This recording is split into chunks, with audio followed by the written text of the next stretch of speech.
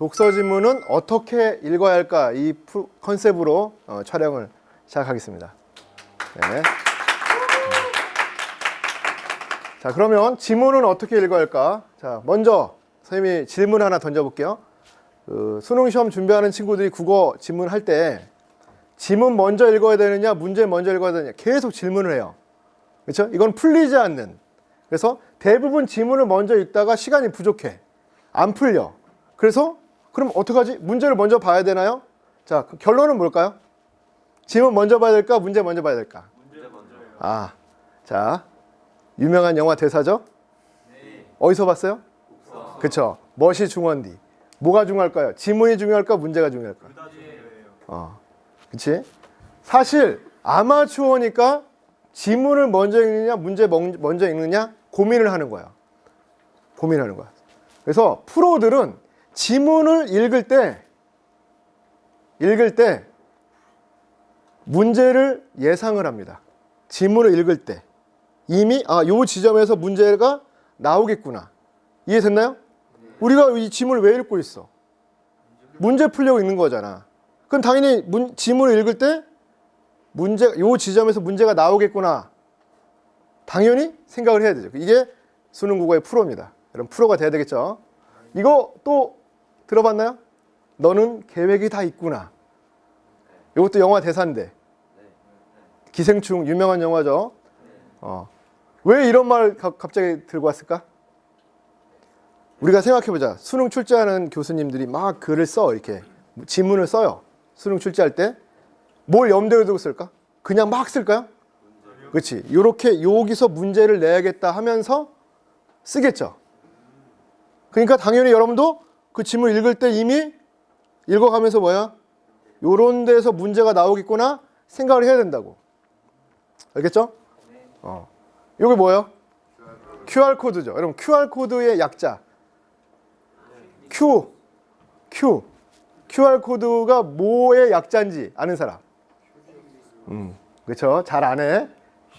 퀵 리스폰스. 그렇지? 재빠른 반응. 왜 갑자기 QR코드를 갖고 왔을까요? 선생님이. QR코드는 무려 7089개의 문자 숫자를 단 하나에 이걸로 표시한 거야. 7089. 지문에 엄청난 양이 들어가요. 그거를 마치 하나의 QR코드 해석하듯이 지문을 읽으면서 놀라운 경지죠. 이게 그냥 단시간에 되진 않겠죠.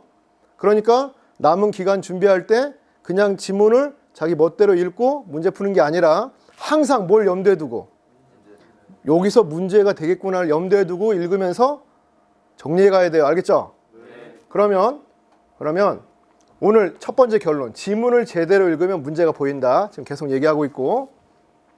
그러면 당연히 읽으면서 문제를 풀고 있는 겁니다. 오케이? 좋습니다. 그러면 작년 화법으로 연습을 잠깐 해볼게요. 아주 쉬운 거야. 아주 쉬운 거야. 여러분들은 그냥 화법 읽을 때 이제 언어 매체 한다고 해서 이렇게 실망하지 마시고 연습하는 거니까. 안녕하세요. 이번 탐구. 여러분 눈을 쭉 읽어보세요. 쭉 읽어보시면 그냥 내용을 막 이렇게 밑줄이나 치고 이럴 거예요. 근데 제대로 지문을 읽으면서 문제를 푸는 친구는 어떻게 하냐면 우리 문화재 깊이 보기, 그 다음에 그 중에서 고구려 고분벽화로 초점이 넘어갔고 여기서 보세요. 본 적이 있나요? 하고 물음표하고 청중의 대답을 듣고 여기 있죠? 이 부분 대충 그냥 넘어갈 거야. 그냥 쭉 어려운 내용이 아니니까. 근데 여기서 잘 생각해 보세요. 화법 문제야. 질문을 던졌고 청중의 반응이 나왔죠? 물어볼까 안 물어볼까? 굳이 이걸 왜 했을까요? 청중의 대답이 중요해요? 중요하지 않지. 근데 왜 했을까? 그렇죠. 1번 문제가 2번 선택지에 발표 내용과 관련된 질문을 해서 청중의 반응을 이끌어내고 있다. 그럼 이미 읽을 때 질문했고 청중의 반응이 나왔네? 라고 생각하고 여기서 문제로 선택지로 하나 뽑아내겠네? 라고 생각했다면 바로 적절한 거야. 바로 치고 그 다음 문제로 갈 수 있겠죠. 이해됐나요? 요런 거를 화법은 쉬우니까 할 수 있고 독서는 어려우니까 못한다. 이게 아닙니다. 알겠죠? 자, 그러면 작년 과학 지문. 작년이 아니죠. 17학년 수능. 17학년 수능 탄수화물, 그 유명한 우리가 한번 배운 적이 있는데 이걸 가지고 연습을 또 해보겠습니다. 이거 익숙한 지문이니까, 그렇죠? 우리가 한번 배웠던 지문이니까 연습하는 거예요. 봅시다. 탄수화물은 사람을 비롯한 동물이 생존하는 데 필수적인 에너지원이다. 끊고 여기 탄수화물 그냥 얘기를 했는데 여기서 주목할 거 뭐였죠? 왜 굳이 사람을 비롯한 동물, 여기서 일단 사람, 동물 하나 잡고 그 다음에 뭐 필수적이다 라고 정의를 내린 다음에 갑자기 섬유소와 비섬유소 이렇게 선생님 표현, 캡을 씌운다 표현하죠. 둘로 나눴어요. 그럼 포인트가 여기서 이미 뭐예요? 아, 섬유소, 비섬유소로 나눴다. 그럼 각각 섬유소, 비섬유소에 대해서 뭔가 문제를 내겠다는 뜻이죠. 범주를 구분해 놨어요. 그치? 그 다음에 사람은, 자, 사람을 비롯한 동물에서 사람은 체내에서 합성한 효소를 이용하여 비섬유소, 여기서 또 어떤 걸 잡아가야 돼요? 순서. 섬유소 먼저 얘기했는데 왜 비섬유소가 먼저 나왔을까? 여기서 여러분들 지문 쓰는 원리가 또 하나 알아둬야 된다고 했죠. 뭐였어요?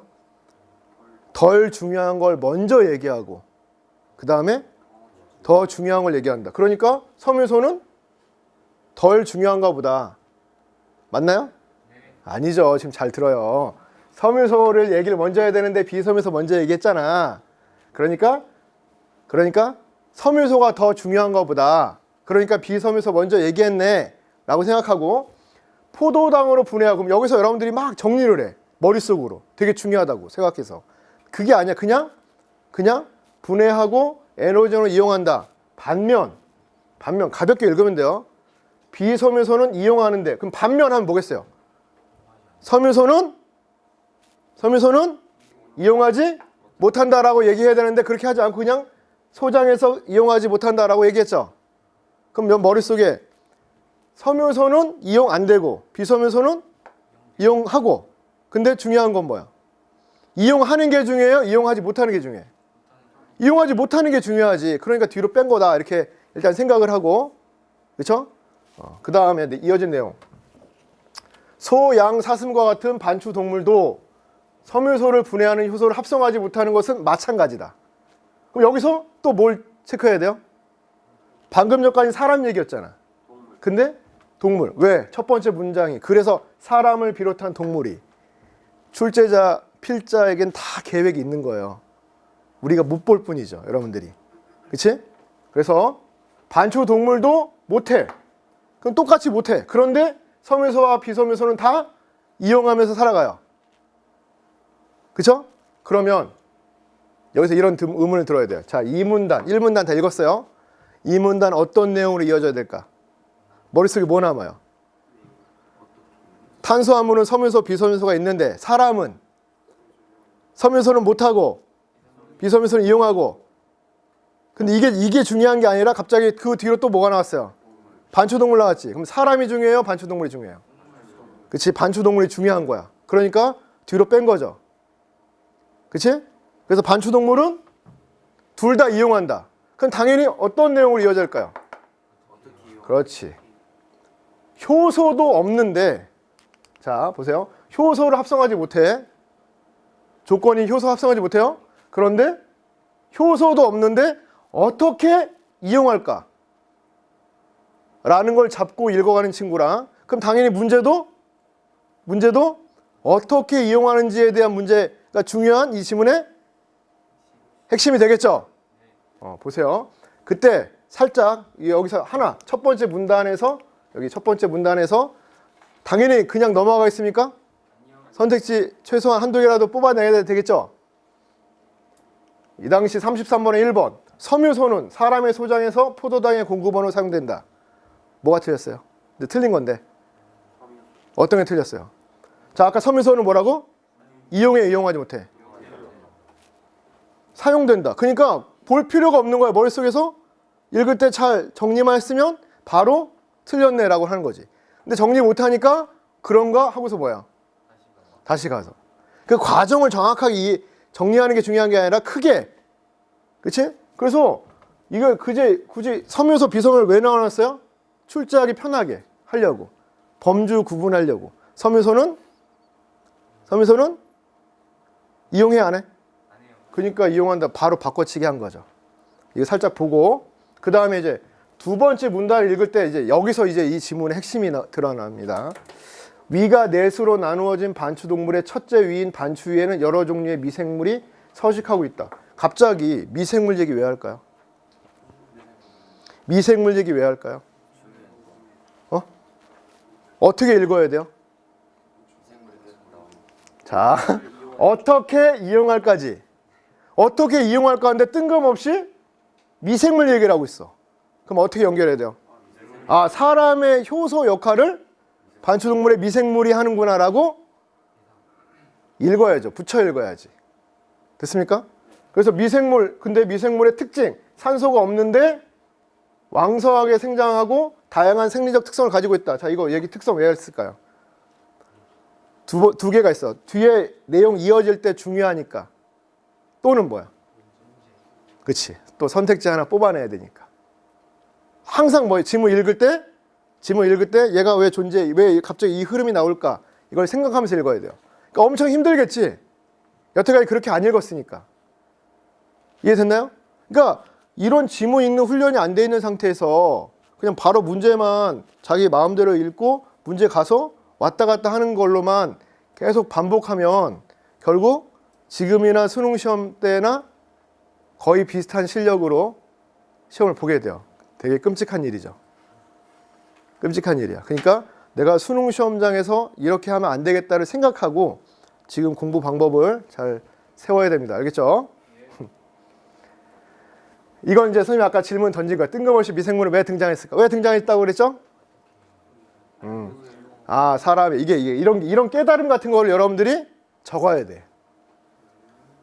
갑자기 미생물 왜 등장했지? 아, 사람이 효소처럼 미생물을 이용해 섬유소, 비섬유소를 포도당을 분해하고 에너지원을 이용하는 거구나. 그럼 이게 결국 뭐예요? 이 지문의 핵심이 되는 거지. 그리고 문제는 뭘 물어보겠어요? 미생물을 통해 어떤 과정을 거쳐서 에너지원으로 이용하는가가 당연히 이 지문의 핵심일 테고 실제로 그때 문제가 나왔어요. 그 핵심 문제가 핵심 문제 주제라고 할 수 있죠? 이거 써 있어요? 안 써 있어요. 자, 그 다음 이어볼게요. 그중 F는 미생물 F는 섬유소를 분해한다. 갑자기 왜 섬유소 나왔을까요? 처음 첫 단어 기억나요? 섬유소와 비섬유소였지. 그러니까 순서대로 쓴 거야. 근데 아까 왜 사람은 비섬유소부터 얘기했죠?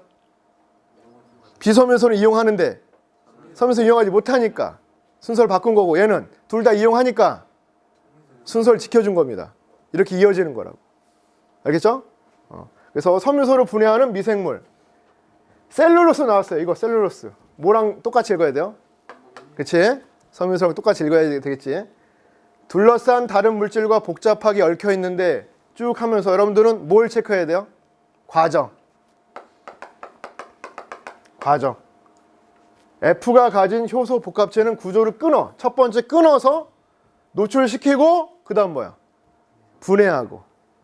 그럼 이걸 머릿속에 그림 그릴 필요가 있는 게 아니에요. 이건 국어 문제니까. 구조를 끊어서 노출시키고 분해하고 그 다음에 이 포도당을 자신의 세포 내 이런 거 중요한 말입니다. 왜 중요할까요? 왜 중요할까? 세포 내 왜 중요할까? 내 말고 뭐가 있어요? 왜가 있겠지. 이렇게 반대말로 되는 거는 아까 섬유소 비섬유소 이렇게 범주로 구분해서 내는 것처럼 내기 딱 좋아요.